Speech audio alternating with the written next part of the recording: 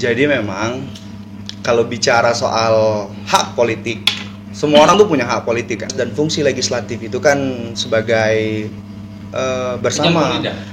Jadi begini teman-teman ya. Itu kan pilihan politik. Yang pertama itu pilihan politik. Yang kedua itu adalah jalur yang diperbolehkan oleh negara.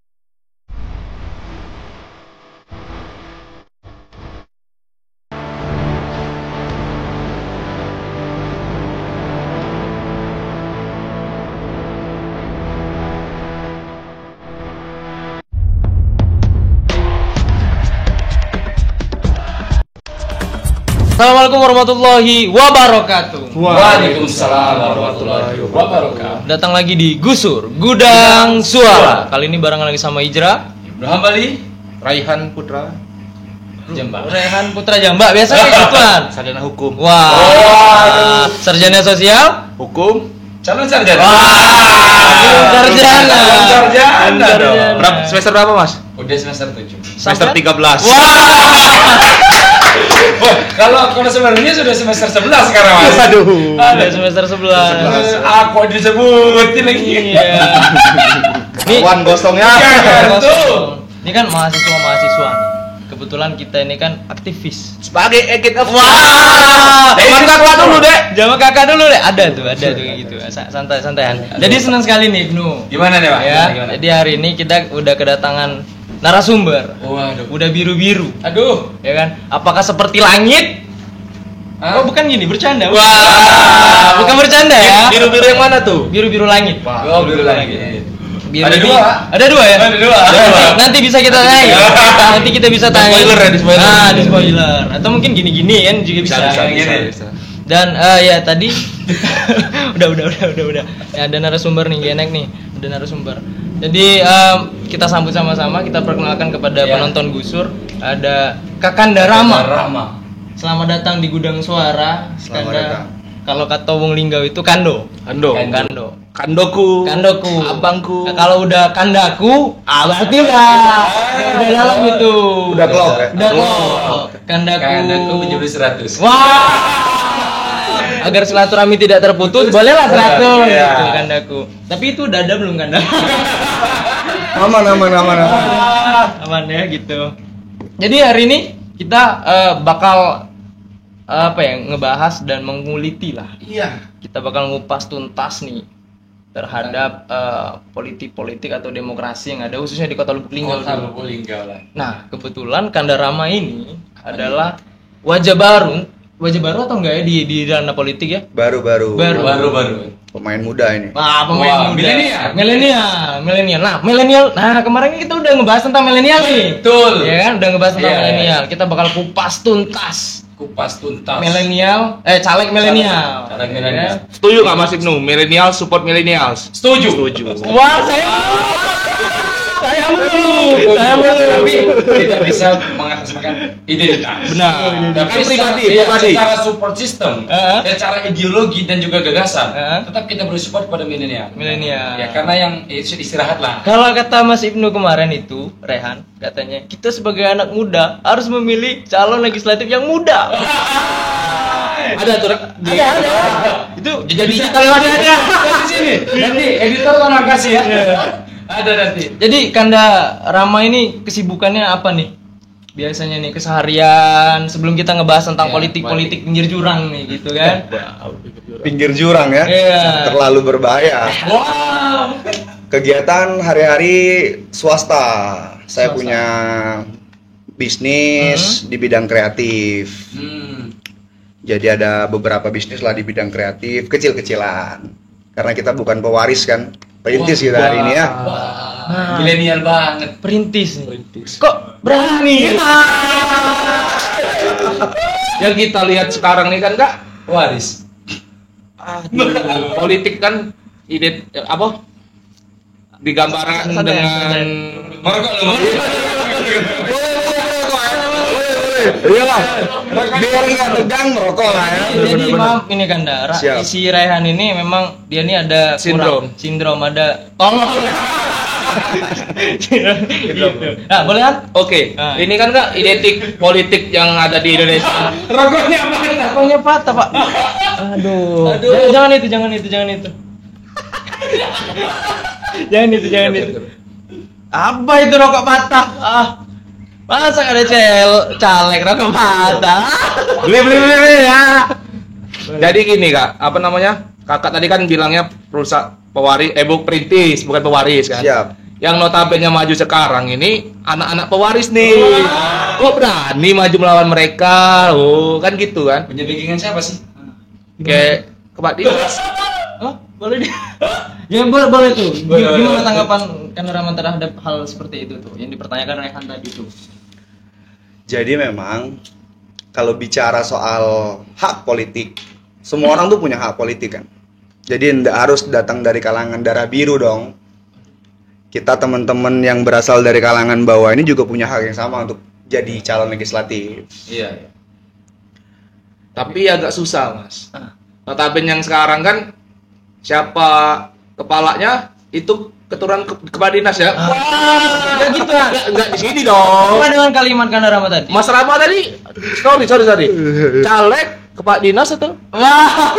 Caleg. Hari ini caleg. Kirain kepala dinas tadi, Mas.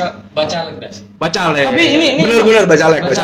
tapi ini menarik. Nggak mesti harus dari keturunan darah biru. Darah biru. Tapi dari background biru. Gitu ah. Spoilernya deh, baju Baju ya gitu. Bajunya biru. Jadi terhadap hal ituan tadi langsung dijawab sama Kanda Rama, ya kan? Setiap hak politik. Hak politik sudah ada di situ. Jadi masih banyak juga nih sebenarnya yang menjanggal. Menjanggal. Kan? Jadi apa sih yang sebenarnya membuat Kanda Rama itu yakin maju menjadi bacalek ya, Iya, bacalek. maju menjadi bacalek untuk milenial. Gitu Kanda Rama. Apa yang membuat yakin? Oke, saya mundur ke belakang. Tahun 2019 saya ikut pemilu juga, caleg. Kemarin ikut di provinsi dari partai yang sama. Alhamdulillah dengan modal dengkul dan keringat berhasil dapat kurang lebih di C1 itu 1100 kalau nggak salah waktu itu. Itu murni dari sanak saudara, kolega, teman-teman yang kita datangi rumahnya satu persatu. Jadi memang awal merintis dalam perjuangan politik ini nggak pakai money politik karena kita modal dengkul, Pak. Kalau modal duit nggak cukup, nggak ada duitnya, Pak. Iya. Tahun 2024 ini insya Allah berjuang lagi. Insya Allah berjuang lagi dengan semangat muda. Wah. Semangat muda. Karena kalau pakai duit nggak ada duit, jadi modal semangat. Apa yang buat PD? Karena memang merasa udah waktunya. Karena kebanyakan dari tahun 2019 itu caleg-caleg milenial tuh udah banyak yang duduk di parlemen tuh. Iya. Sudah banyak. Cuman memang kita belum kebagian. Tahun ini kita akan perjuangkan lagi. Apalagi di tahun ini kita dapat bonus demografi. Memang belum sebanyak di tahun 2045. 2030 ke 45 ya. Tapi hari ini pemilih milenial itu sudah sangat banyak. Mungkin sekitar di atas 30% ya sesuai Kalau data ya. terakhir dari kementerian itu, kalau tidak salah, kalau dikoreksi itu 56% pemilih milenial. Nasional ya, Iya, nasional. Kalau untuk di Lubuk Linggau mungkin 62. 62. 62%. Oke. 62%. Jadi memang pemilih kita hari ini adalah teman-teman yang baru pertama kali ikut pemilu. Pemilih kita hari ini. Iya. Dan kecenderungan anak muda mereka itu akan melewati batas-batas darah. Batas-batas darah. Jadi kalau misalnya saya akrab sama Mas Rehan misalnya.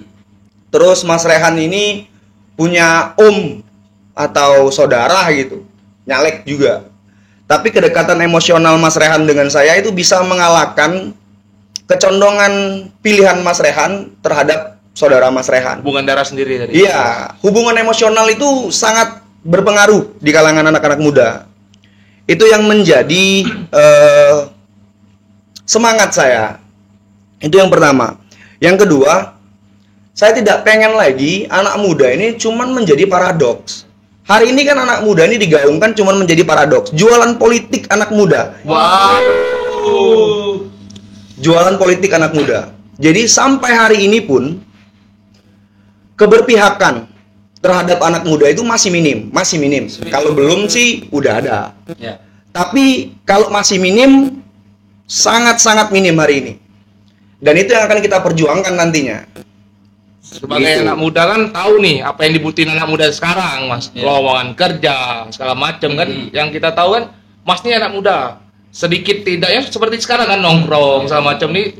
Tahu nih apa-apa yang dibutuhkan anak muda, mungkin di situ bisa apa aja nih Mas langkahnya. Pembaruannya. Kalau saya maju, ini nih visi saya untuk anak muda, untuk teman-teman sekalian, untuk yang nggak kerja udah setahun dari lulus aduh. Ngomongin diri sendiri. Sabaran ya. Siap. Oh, berarti ini ya salah satu yang bakal Kanda Rama berikan kepada anak muda. Anak muda. Ya. Anak muda apa nih kira-kira yang bakal diberikan kepada anak muda ketika menjadi? Ketika sudah jadi. Ketika sudah jadi. Kita bahas konkret ya. Iya. Kita bahas konkret. Yang pertama memang kebutuhan anak muda itu pekerjaan. Tapi kan nggak ujuk-ujuk pekerjaan. Kita cari dulu peluangnya di mana kan. Ya. Salah satunya peluang terbesar adalah UMKM. Hari ini UMKM, penggerak ekonomi itu UMKM. Jadi memang mungkin langkah konkretnya di Lubuk Linggau ini kan masih banyak itu lahan-lahan aset negara ya, aset negara yang tidak termanfaatkan dengan maksimal. Jadi lahan-lahan itu yang akan kita jadikan lahan-lahan komersil. Karena hari ini angkringan bertebaran. Kalau misalnya anak muda berbicara tentang berbisnis, saya berbicara tentang bisnis. Iya. Karena background bisnis. Kalau misalnya mau mulai bisnis, startnya saja harus bicara tentang modal untuk sewa tempat dan lain sebagainya. Itu kan akan jadi masalah. Iya.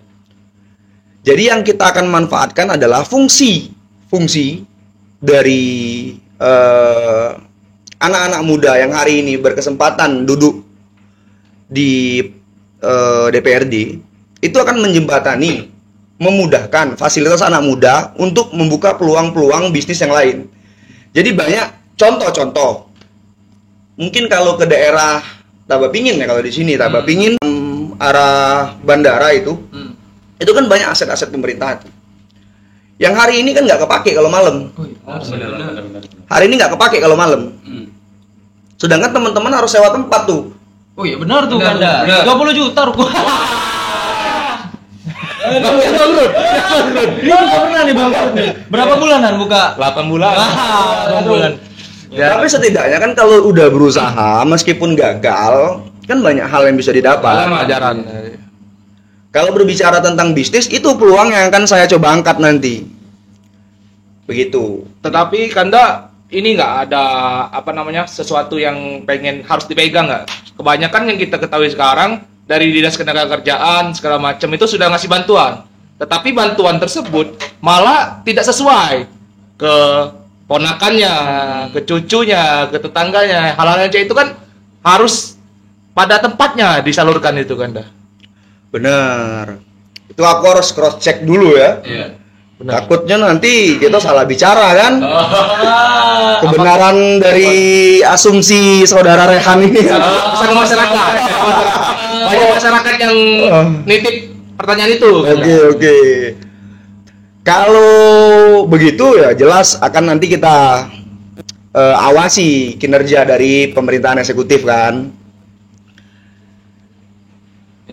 Jadi belum tentu Belum tentu dong. Iya, itu kan asumsi liar, asumsi liar. Santai. Tapi yang karena ini kan masih bacalek ya. Jadi kita kan berbicara anak muda itu kan berbicara impian. Berbicara impian ketika nanti umur berapa ini harus jadi apa. Ini mungkin apa sih seandainya nanti sudah dapat di posisi strategis yaitu sudah menang, amin Amin, di ya Allah. DPRD Teluk Belinggau. Nah, apa yang akan diperbarui pertama kali ketika sudah duduk? Nah, ini misalnya nak bangun jalan Nih, apa ngerokok dulu? Dulu ya. Dulu lihat masyarakat. Nanti lah ya. Nanti lah ya. Dulu. Kan udah 200.000. Enggak di Konoha. Yang pertama kali itu bersyukur mungkin Mas. Bersyukur. Alhamdulillah. Pertama Terus kali. kedua? Mas Rama. Berbaru sekali. Ya, gimana tuh, Ganda?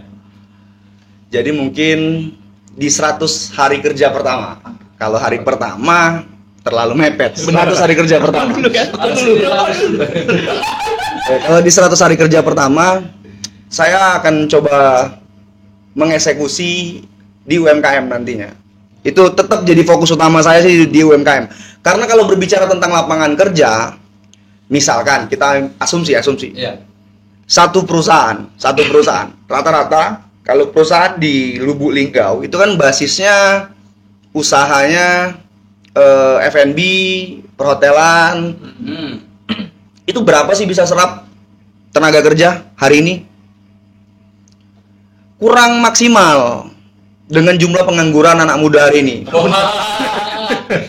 Apalagi yang jalan. Tapi kalau berbicara tentang UMKM, coba bayangkan, saya teman-teman waktu itu pernah berjuang buka bukan angkringan sih, food court di Tabaja Mekeh waktu itu.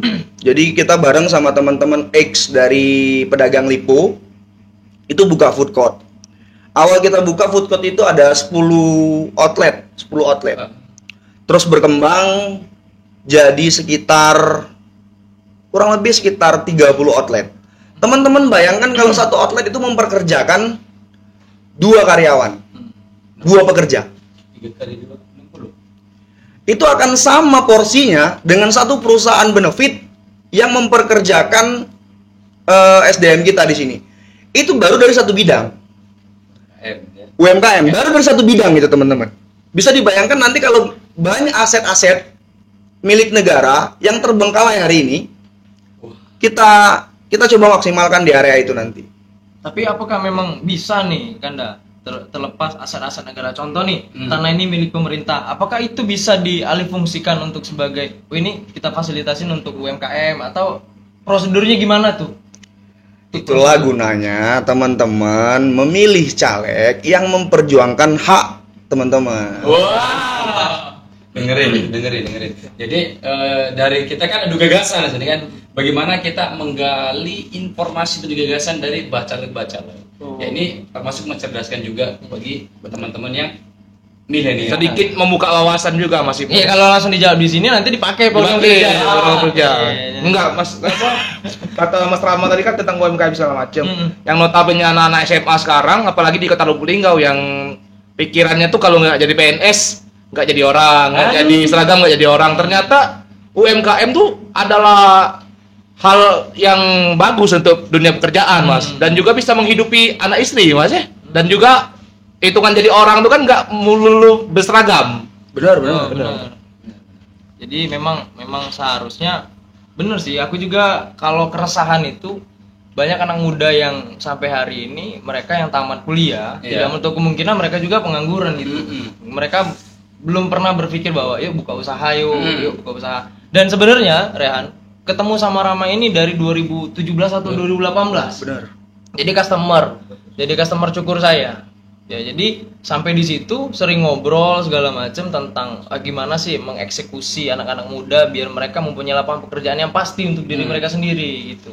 Tapi nih Kanda, terkait kan banyak nih kita udah bilang nih banyak nih seharusnya kita sebagai legislatif itu memberikan lapangan pekerjaan segala macam. Berarti menurut Kanda apakah hari ini orang-orang yang sudah ada di legislatif Duduk di sana. Yang mereka duduk di sana mereka mempunyai kekurangan nih terhadap situ? Menurut Kanda gimana tuh? Ini harus saya koreksi dulu ya.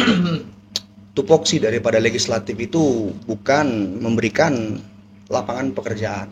Itu harus saya garis bawahi dulu. Jadi eksekusinya itu ada di eksekutif sebenarnya. Jadi tugas dan fungsi legislatif itu kan sebagai bersama eksekutif membuat perda, terus di bidang anggaran, pengawasan dan perencanaan di bidang anggaran, serta pengawasan dan kontrol terhadap eksekutif. Jadi kalau berbicara tentang hari ini eksekutif, legislatif yang sudah ada, mungkin karena apa ya bahasanya ya? Mungkin karena keberpihakan sih sebenarnya. Keberpihakan. Mungkin ya namanya senior itu kan dia tidak tahu masalah yang kita junior ini di bawah kan. Benar. Kita tidak pada satu situasi yang sama hari ini dengan mereka. Kita tidak dalam satu statement yang sama hari ini. Kalau kita yang muda-muda ini ya sama statementnya hari ini. Sama keresahannya hari ini. Mungkin gitu sih teman-teman ya. Mungkin senior-senior tadi tidak hidup di zaman ini dan tidak mengalami hal yang seperti ini, Mas ya. Benar. Karena sedikit motong ya. Karena terkadang ketika kita berbicara tentang senior, itu dia akan menggunakan sebuah analisis yang dulu ketika dia rasakan. Dan ini menurut saya pengkoreksian tentang bagaimana sikap senior ketika berbicara dengan yang muda, gitu kan. Biarkanlah yang muda ini membicarakan atau menyampaikan apa yang sudah dirasakan sekarang dan mengkolaborasikannya. Jangan sampai ada tendensi yang berat sebelah. Millennial support millennials.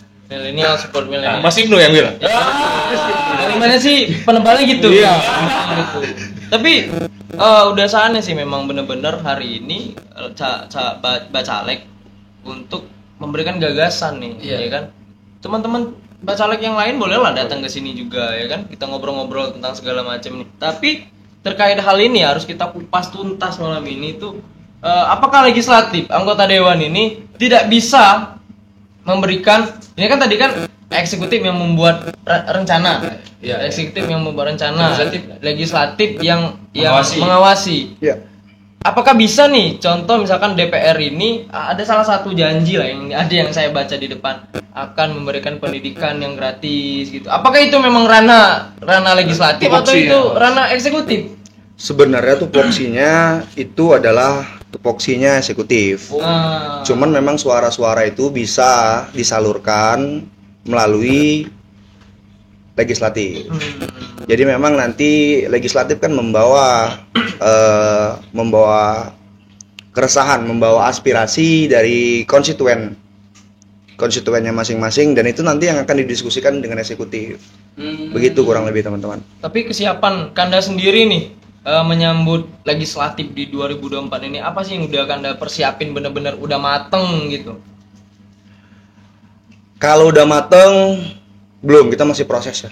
Kalau udah mateng belum, karena memang hari ini kan kampanye belum mulai ya hari ini. Udah banyak tuh banner Mas. Kanda Rama udah masuk banner belum? Ya udah. Belum. Belum, alhamdulillah belum. Ini yang baik. Enggak. Bukan, modalnya belum ada itu. Modal belum ada. Dari gimana?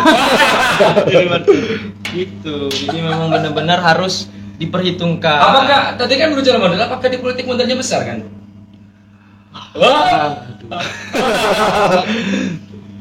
Kalau secara kos politik bukan rahasia umum, sebenarnya besar. Tapi tergantung dari pilihan berpolitik teman-teman. Kalau saya hari ini karena nggak ada modal, jadi modalnya modal dengkul hari ini. Modalnya modal dengkul, modalnya modal semangat muda hari ini. Itu benar sih.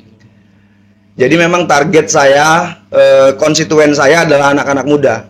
Dan anak muda hari ini sudah mulai pinter. Pinternya dalam hal apa itu Kanda? Jadi memang kecenderungan anak muda sekarang, terutama Gen Z ya, money politik itu bukan harga mati hari ini. Money politik itu bukan harga mati hari ini. Anak muda itu yang perlunya gagasan. Soalnya kalau dibandingkan dengan uang, berapa sih uangnya? Tapi kalau yang kita ajukan gagasan, insya Allah hari ini kita bisa bersama-sama untuk mewujudkan apa yang menjadi keinginan anak muda di Kota Lubuk Linggau. Gitu. Tapi ada juga tuh kan yang sering tampil di TikTok itu. Kebetulan saya ini kan suka nonton TikTok. Iya. Oke. Kebetulan suka nonton TikTok segala macam. Masuklah DP. Iya. Bisa lah masuk di FYP. Tapi terkait hal itu, katanya untuk menjadi legislatif ini mereka punya kos yang luar biasa. Ya, khususnya untuk di Kota Lubuk Linggau sendiri. Ada nggak sih budget yang harus anggota dewan harus 1,5 miliar. Ya. Siapa tahu? Tahu. Ya, Soalnya masyarakat bertanya. nggak tahu. Gimana tuh? Nggak tahu. Kalau kos politik kan sudah saya sampaikan tadi, kos politik itu tergantung cara calegnya. Kalaupun hari ini memang kos politik kita tinggi, ya memang gaya main beliau begitu mungkin. Oh, gaya main. Gaya mainnya mungkin tinggi. Kalau mungkin yang punya modal politik silakan, selagi memang sesuai dengan aturan ya. Tapi bagi saya yang nggak punya modal politik yang tebal, yang modal semangat hari ini, ya kita gaungkan gagasan. Kalau misalnya angkanya yang tadi disebutin sampai 1,M, saya nggak tahu itu. Oh, Saya nggak tahu. tapi kalau berbicara gagasan kan, dah, misal nih kan, ketika orang yang waktu itu terpilih dengan gagasan yang tinggi dan jauh dari realitanya ketika sudah sampai, itu bagaimana? Menurut perspektif Anda sendiri, selaku bacalek. Sepengalaman saya, kalau seorang politisi itu dia tidak menjaga komitmennya dengan konstituen, lambat laun nanti akan jatuh dengan sendirinya. Waduh. Hari ini yang saya pelajari. Masyarakat yang menilai. Ya, Masyarakat yang menilai. Tapi masyarakat ini ya nilainya dari sini dulu. Ya. Sarangiu. Wah. Sarangiu. Ini Kak, Saranghewe. ngomong di Lubuk Linggau sendiri kan. Identik di Lubuk Linggau ini ada 2 warna. Warna kuning dan warna biru. Enggak Oke. tahu nih birunya PAN apa tahu. Enggak tahu. Nggak tahu antara PAN sama Waduh, Waduh. nggak tahu antara PAN sama apa tuh. Kenapa hanya biru? Jadi ada nggak statement yang kalau nggak masuk dari partai ini susah naik? oh nggak ada. Jadi semua orang punya hak yang sama, partai politik juga punya hak yang sama, jadi nggak ada.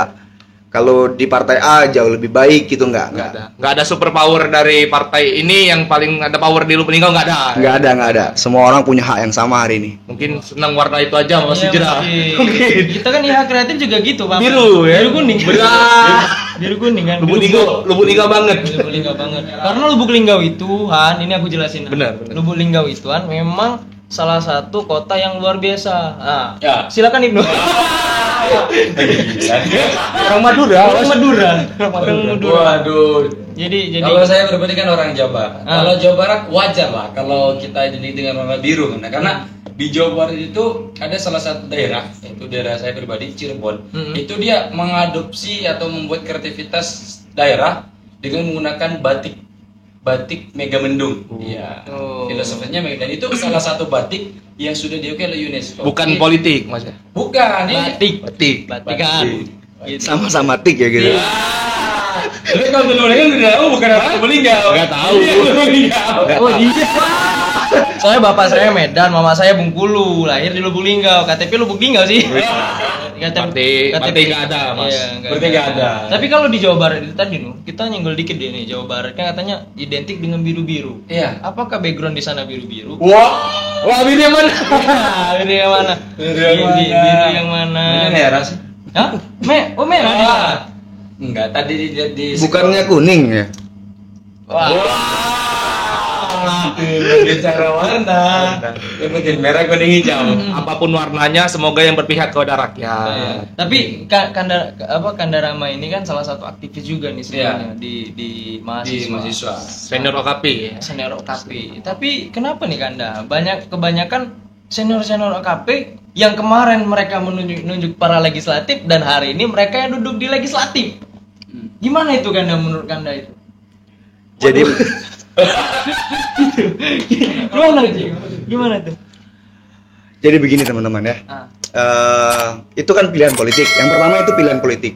Yang kedua itu adalah jalur yang diperbolehkan oleh negara. Itu jalur yang diperbolehkan oleh negara.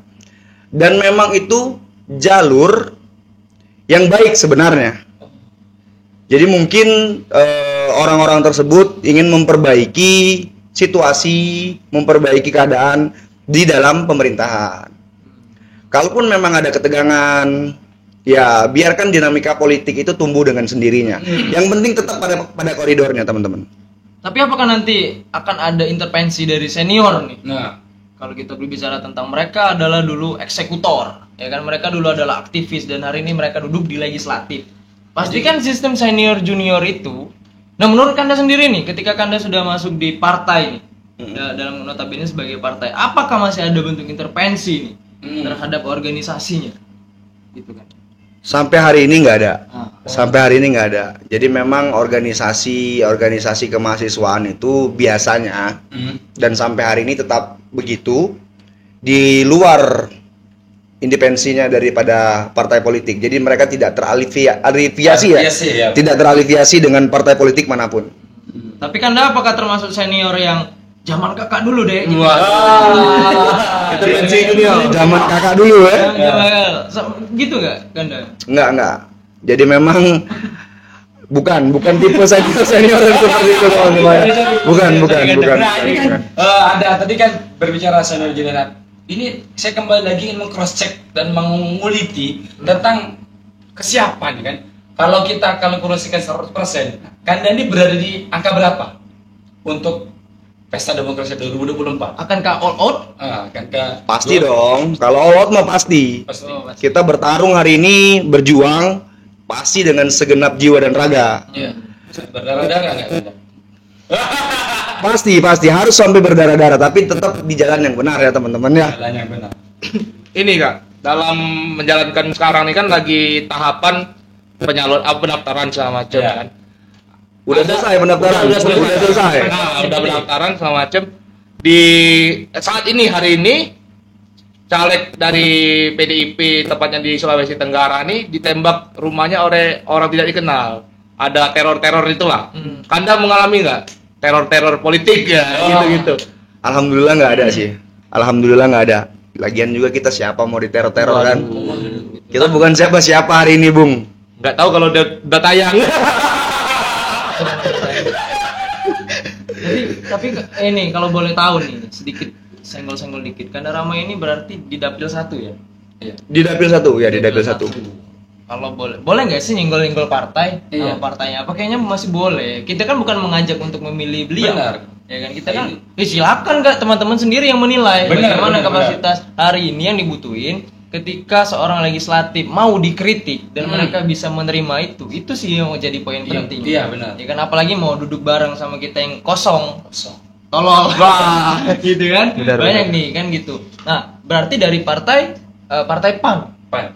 Di PAN sekarang. Di PAN. Nah, untuk di PAN sendiri apakah biasanya apakah Kakanda ini ada punya jabatan strategis, misalnya kan DPT atau sekretaris? Kebetulan saya, bukan saya ya? Ya. Dia ya, beliau. Ini apa sih posisi di partai sendiri itu sebagai apa? Alhamdulillah hari ini saya sebagai sekretaris jenderal DPD Kota Lubulingga. Anak muda sudah jadi sekjen cabang. Enggak Iya, ya? DPD. Itu Dewan anak Perwakilan muda. Daerah. Memang Bukan orang sembarangan, tapi dia bernama rakyat. Iya. Milenial banget. Milenial? Waduh. pilih milenial ya gitu ya. Gitu. Tapi sebenarnya ajakan hari ini adalah siapapun calegnya. Siapapun calegnya. Tapi kalau dia milenial, itu wajib diperjuangkan sesama milenial. Karena mereka lah nanti yang akan mengangkat isu-isu dan kepentingan-kepentingan milenial hari ini. Kalau yang senior, mungkin tupoksi nanti udah beda. Jadi yang milenial itulah yang nanti yang akan kita gas nanti supaya ngangkat isu-isu milenial, begitu teman-teman. Tapi ini Kanda, sebelumnya apakah Kanda udah ada obrolan dulu nih? Apakah udah ada kasih ruang untuk milenial? Ayo diskusi sama-sama atau belum nih Kanda? Belum hari ini karena memang belum waktunya pemilu.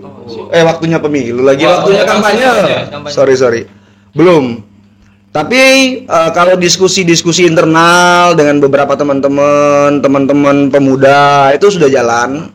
Cuman itu bersifat internal aja. Tapi dari situ keresahannya apa aja tuh biasanya, selain dari mereka lapangan pekerjaan, kemudian yang mereka pengen usaha, apa aja sih keresahan anak muda yang biasa Kanda ajak ngobrol gitu? Sejauh ini sih yang paling banyak soal pengangguran tadi yang pertama, yang kemudian anak muda ini kita sekarang kekurangan wadah untuk berekspresi, itu yang pertama. Yang kedua, terus saya kurang paham juga ya, mungkin karena COVID. Jadi anak muda yang sekarang itu kayaknya lebih sering main sosmed daripada berbicara tentang kebangsaan hari ini. Jadi kepedulian dan kesukaan anak muda terhadap politik hari ini berkurang. Itu nanti yang coba akan kita angkat dan kita akan coba gas nanti ke depannya.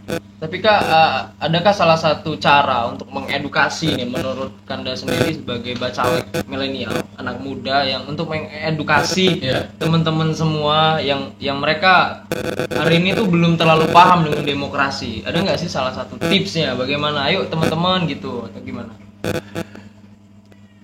Kayaknya gini ya. Anak muda ini kan kurang peduli dengan politik. Karena mungkin merasa bahwa politik itu nggak ada ngaruhnya buat teman-teman anak-anak muda. Dan itu nanti akan coba kita eksekusi dengan memberikan ruang dan wadah, memberikan kebutuhan anak muda yang akan kita fasilitasi supaya nanti anak muda ini lebih melek politik. Teman-teman harus pahami ya,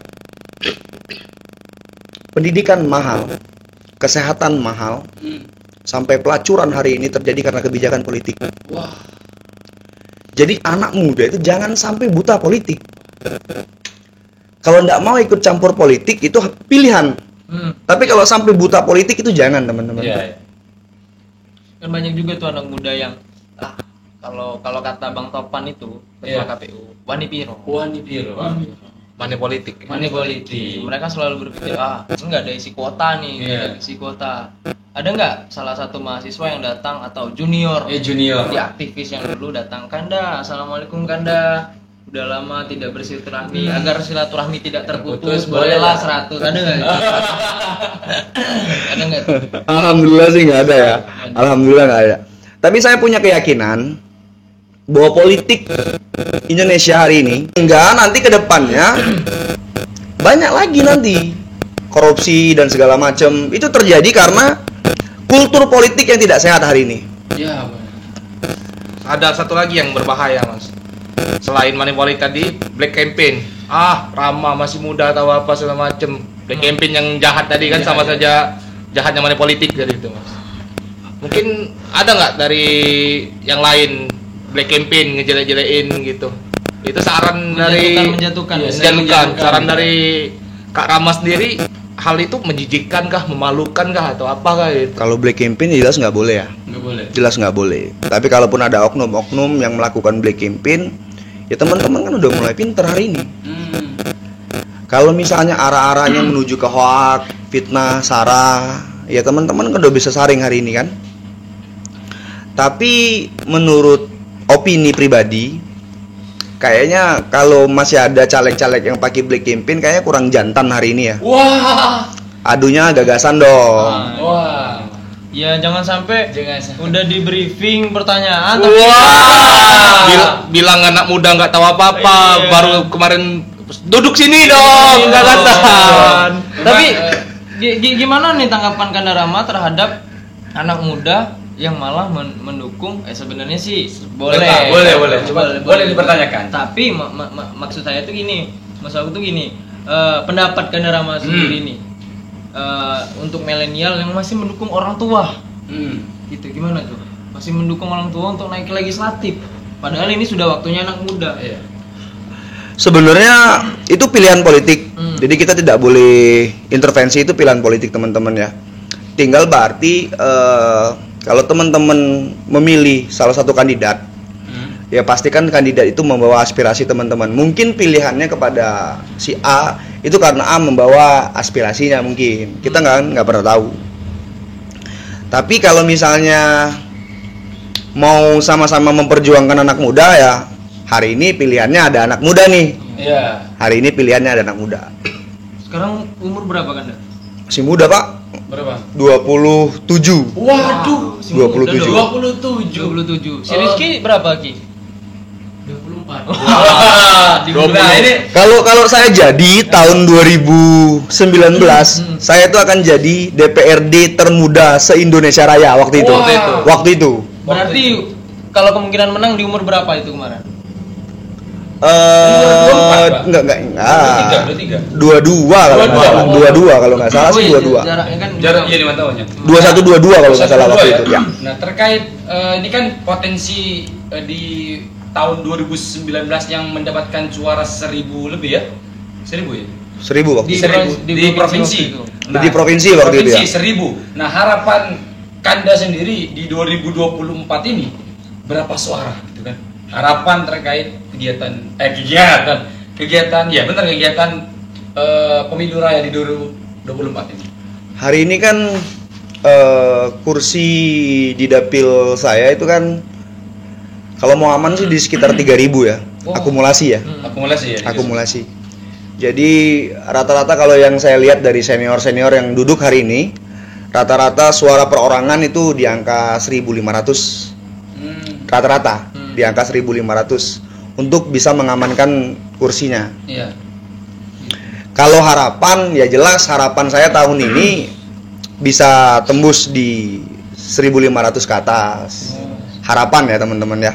Semoga kalau misalkan ini boleh ditagih nih buat teman-teman ya kan, ketika Kanda Rame ini udah jadi DPR. Ya kan, nggak sesuai Amin. dengan Amin. nggak sesuai dengan apa yang disampaikan tadi, boleh lah Boleh, dikritik. buka lagi. Iya. Ya kreatif. Jangan kita kan ke orang Gitu. Kanda Rama termasuk orang yang menutup diri ketika di komentar negatif atau ya silakan gitu kalau mau komentar negatif. Sebagai pejabat publik kita nggak boleh anti kritik sebagai pejabat publik ya. Karena kita digaji oleh negara kan. Iya. Jadi kalau ada hari ini ada pejabat publik yang anti kritik, sebaiknya mundur dari jabatan politiknya ya. Waduh. Ada kan Nu? Yang enggak tahu. nggak bolehin matiin mic masih tuh. Iya. Wah. Yang suka nge-mute. Siapa itu? Ada lah. Oh. Bukan di Indonesia tapi kan? Wakanda. Iya. Jelas. Kalau di Wakanda ada. Di Konoha. Jangan kan matikan mic. Apa Nu? Pindah Matikan. data aja ya. Ada yang dihilangkan kan? Sobat. Ada yang dicari kan kemarin. Kita aman kalau di Indonesia aman. Aman. Demokrasi number one. Number one. Ya, mudah-mudahan lah kan dari apa yang udah kita Iya. obrolin hari ini, teman-teman juga bisa Menilai. dan Iya. mengenal sosok siapa sih caleg yang bakal kalian pilih, siapa sih caleg yang bakal kalian perjuangkan. Bener. Karena berbicara tentang Bener. politik, tentang jabatan, ini bukan berbicara tentang 1 tahun atau 2 tahun ke depan, tapi Iya. ini berbicara tentang 5 tahun 5 ke tahun depan. ke depan. Benar. Masa 5 tahun itu habis gara-gara money politik, Iya, ya kan? gara-gara Itu 200.000. 200.000, 100.000, 500.000, 30 juta, ada nggak? Gitu. Tapi secara rasional ketika nih pendapat kalian semua nih. Gimana kalau misalkan ada salah satu caleg ya kan yang memberikan uang. Kemarin FYP itu di TikTok Iya. tuh yang kita ngomong tentang Iya. uang kan, 30 juta. Ya, ceker tadi 200.000. Enggak, 30 juta. 30 jutaan. Kalau dari saya, Ya, dari sama. Kalau dari saya, kalau ada caleg dari 30 juta, Satu orang nih, untuk satu orang 30 Satu orang. juta. kalau kita merujuknya kepada mana ya? Agak sulit nih. Kalau kita merujuk kepada salah satu seorang itu yang saya percaya itu kan, diambil saja Pak. Wah. Diambil karena itu kan jatuhnya ngasih kan. Ah. Ini ngasih kan? Ngasih. Halal itu kan? Tapi harus coblos dia. Tapi gini konsepnya. Jadi sampean itu nggak setuju kalau dia ini bakal naik ke legislatif. Ya, Tapi ya. karena dibayar 30 juta, yuk 30 juta satu suara sampean itu berharga nih. Makanya Oke. dikasih 30 juta. Terima atau tidak? Saya terima. Tapi untuk masalah nonton tadi, untuk masalah nyoblos, itu bukan kebijakan dia, tapi kembali kepada saya. Bahaya nih. Itu yang ngutip Abdul Somad mungkin. Wah. Ustaz Abdul Somad pernah bilang Pernah kalau bilang. ada caleg atau apa yang ngasih uang ambil tapi tetap milih dengan hati nurani. Nurani. Kalau menurut Rehan? Ambil. Tapi kalau milih hati-hati. 30 juta, Pak. Hati-hati. Tapi terlepas harus milih saya gitu. nggak bisa. Nggak bisa. Ya, kalau sesuai. insya Allah. Jawaban paling aman lah insya Allah. Kalau sudah bawa isu-isu agama, bisa ya kalau Mungkin gitu ya. undang yang ahlinya mungkin agama, Mas. Nanti Mungkin nanti kita bakal ngundang yang ahli. Iya, Udah, kita udah ngobrol panjang-panjang nih. Iya. ya kan? Siap. Jadi mungkin Sebentar, tapi saya komentari dulu tadi. Oh, Itu sebentar saya komentari dulu sebentar. Kalau kasih duit terkait pilihan politik, itu sama aja dengan pemberi suap dan penerima suap. Itu hukumnya haram, Pak. Tidak boleh itu. Wah. Dalam agama dan undang-undang. Itu tidak boleh. Nggak boleh. Kita harus edukasi ke milenials, ke masyarakat bahwa jangan terima suap politik. Jangan. Karena itu akan berpengaruh kepada kebijakan politik yang akan dibuat nantinya.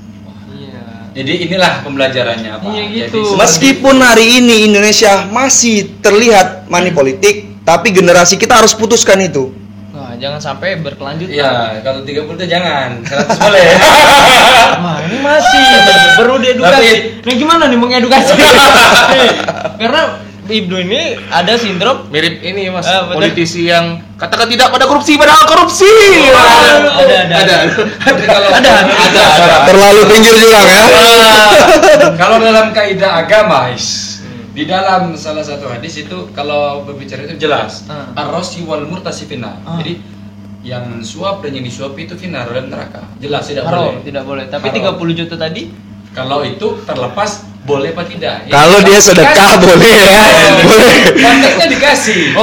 Kalau terkait suap nggak boleh ya. Boleh. Jangan ya. Jadi dikasih. berarti kita ketika diberi kan, wih sedekah ini. Iya, Ini sedekah ini, sedekah langsung di. Ada cara lagi yang lebih aman. Nah, Kalau gimana? ini saya mengutip dari caranya Abdul Somad, bisa dicari ya. Kalau kita Lanjut. dari aman, maaf dari aman. Dari agama. Dari agama. Angkat tangan. Kalau kita dikasih uang misalnya 100, 200, 30 juta. Oke lah kita terima, tapi biar lebih aman itu jangan kita makan. Lebih baik kita uang itu serahkan di masjid. Oh. Serahkan ke lembaga pendidikan. Seperti itu lebih aman. Lebih aman. Jadi sampean gitu kalau misalnya dikasih uang gitu. Ya, mikir 2 kali. Tapi emang ada caleg yang kasih 30 juta satu orang. Aduh. Nanti saya lah. Gitu. Tapi nggak mungkin lah kan sekarang kan Tidak boleh money politik. Iya, money politik kan nggak boleh sebenarnya. Iya. Tapi dinasti politik gimana? Han? Wah. Asal Kandara mah. Waduh. Ada kan dinasti. Kalau yang berat-berat bagian saya ya. Aduh. Kayak ini, Mas, dari salah satu partai itu menyebarkan, ada nih, dia tuh ayahnya ketua partai. Siap. Anak-anaknya tuh disebarin jadi DPR di masing-masing. Ada yang di sana, ada di sini, ada di sini. Di wilayah Nusantara. Nusantara. Boleh agak spesifik partainya. Waduh. Haritanu. Fakta ya. Fakta. Karena sudah ada. Oh iya benar. Jadi enggak boleh ngumpet. Ya.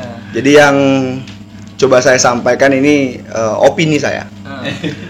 Kalau dari kacamata sosial itu teman-teman pasti punya pandangan masing-masing terkait dengan kebijakan yang diambil oleh pimpinan partai tersebut. Tapi kalau dari kepentingan partai itu nggak ada masalah selagi memang jalan yang ditempuh adalah jalan yang dibolehkan oleh undang-undang dan jalan demokrasi adalah jalan yang halal hari ini. Jadi pimpinan partai tersebut berjuang di jalan demokrasi. Itu jalan yang diperbolehkan undang-undang kita hari ini. Dan terlepas dari apapun alasannya dia menyebarkan keluarganya ke beberapa daerah, yang pasti itu diperbolehkan dan itu mungkin strategi beliau untuk menguatkan posisi partainya hari ini, kurang lebih begitu. Oh iya. Udahlah daripada kita kejauhan ngobrol. Bukan pinggir Pak, ini sudah masuk Pak. Iya, udah di pinggir juga masuk. Nanti beli somai kita. Ada hati. Dah, kalau gitu kita langsung masuk ke closing statement. Dari saya dulu ya. Oh, langsung Langsung, siap, udah siap, disiapin. Milenial. Boleh. Kalau dari saya, kalau kamu tidak anak muda, Nah. tidak belajar politik atau tidak melek politik, maka pasti kamu akan dipolitisasi. Wah, politisasi. Mungkin dari masyarakat. Ya, boleh masyarakat. Dari masyarakat. Sudah disiapin. Takut lupa ya? Bukan mas. Lagi-lagi closing statement yang sama. Semakin rendahnya kesadaran politik masyarakat, semakin mudah masyarakat itu dimanipulasi oleh orang-orang yang takut kehilangan kekuasaannya. Nah, gitu. Dan closing statement dari aku, teruslah belajar untuk mencari tahu sesuatu yang benar. Dan jangan sampai kita itu menentukan hal yang benar menurut kita, tapi tidak mendengarkan kalimat orang lain. Jangan sampai menjadi orang yang mendengarkan masuk kuping kanan, keluar beli rokok. Wah. Boleh Kanda Rama closing statement untuk menutup podcast kita pada hari ini? Closing statement saya pernah dengar suatu kalimat, udah saya sebutin tadi. Jadi anak muda itu tidak boleh buta politik. Karena apa? Karena pendidikan mahal, biaya kesehatan mahal, serta pelacuran hari ini karena kebijakan politik. Jadi anak muda, jangan sia-siakan peluang suara Anda hari ini. Begitu kurang lebih. Kasih tuh aplaus dulu buat kita semua hari ini. Terima kasih buat teman-teman. Terima kasih Kanda sudah hadir ke sini. Jadi Kanda Rama ini kalau misalkan nanti jadi di legislatif, dia tidak mau dipanggil kakak. Abang. Enggak mau. Dipanggil apa? Kandaku. Kandaku. Karena kedekatan emosional ketika kandaku mau berapa dinda. Itu biasanya itu. Oke. Silakan Ibnu. Biasa di mana anak muda berkumpul, disitulah suara digaungkan.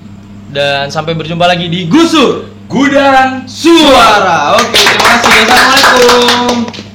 Terima Terima kasih, kasih, terima kasih, terima kasih. Salam.